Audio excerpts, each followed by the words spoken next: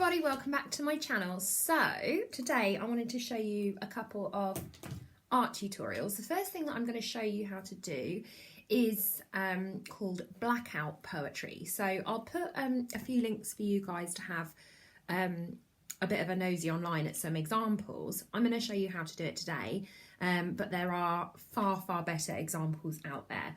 So I made my sketchbook the other day using in the how to make a book tutorial. You can see a time lapse of me creating my sketchbook in on my channel.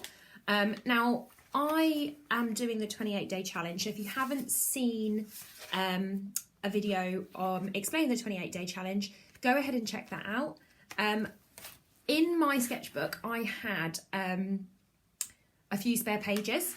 So I'm doing 28 sketches in 28 days as part of the 28-day challenge. I'll put the link in the description below so you can find out more. But we did something in school just before we all came into this whole working from home thing. The children in my class absolutely loved it. Now this activity comes with a bit of a health warning, okay? So children, you absolutely must check this out with your parents before you do this activity. For this activity, we used an old book. Now, the reason that we were able to do that is because this particular book, unfortunately, there were lots and lots of pages missing and it was very damaged. There was no way we could have possibly read this book. We couldn't send it back to the library because there were so many pages missing and it just wasn't possible to fix it. You absolutely cannot just go and help yourself to a book off a shelf without asking and turn it into a piece of artwork. It's just not okay. So please check before you do that. If you don't have a book like we did that was kind of destroyed anyway, if you don't have that, then this activity looks really beautiful with newspaper and magazine pages. So what I have done is the children, I'm going to show you some examples first actually. The idea is that you take the page of a book and you pick out some words. Okay, so I'm not reading all of this in the background, I'm just reading the words that the person has highlighted. Okay, and this one says, "The lands wandered with water and tumbled far into the distance." So we are selecting a bunch of words from that page to highlight, and we are turning it into a bit of a poem or, you know, a bit of a beautiful saying. The most of the time that I've spent doing mine was actually reading the page and picking out words that interested me. And it took me quite a long time to figure out how I was going to order those words. This wasn't done by me, this particular one, but I know the child who did it spent a lot of time looking at all the words on the page that they could have chosen and sort of putting them in the right order and figuring out what sentence or what poem they could make. So that was a really beautiful one. There's that one.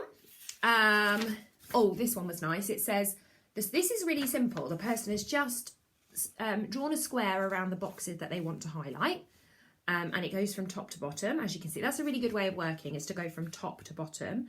And they've literally just, this is a really simple one. They haven't done lots of fancy drawing. They've just crossed out the words that they didn't want the person to see. And it reads, "The strong swirling river was silent and sleepy." Really like that one. Okay, a few more examples. Now this one again hasn't finished, but I wanted to show you this one because a look at the beautiful pattern making. Now this person in my class spent absolutely ages drawing these beautiful intricate patterns, and you can do the same. So it might be worth you spending a bit of time having a practice with the patterns that you want to create before you kind of go for your final piece. So I am going to show you now how I created mine, but as I say, please don't just go and help yourself to a book, take a page out and no, you can't do that. If you don't have a book available, use an old newspaper, use a magazine, but please ask before you take anything apart.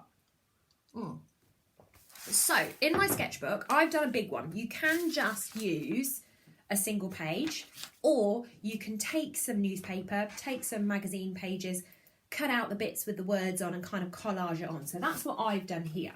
So you can see that I've got a whole page of a double page of book pages from that same book that I have cut up and collaged.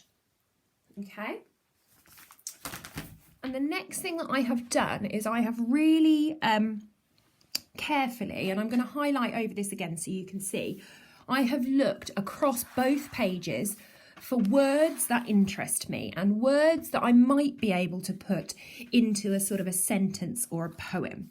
And I have really lightly used a pencil.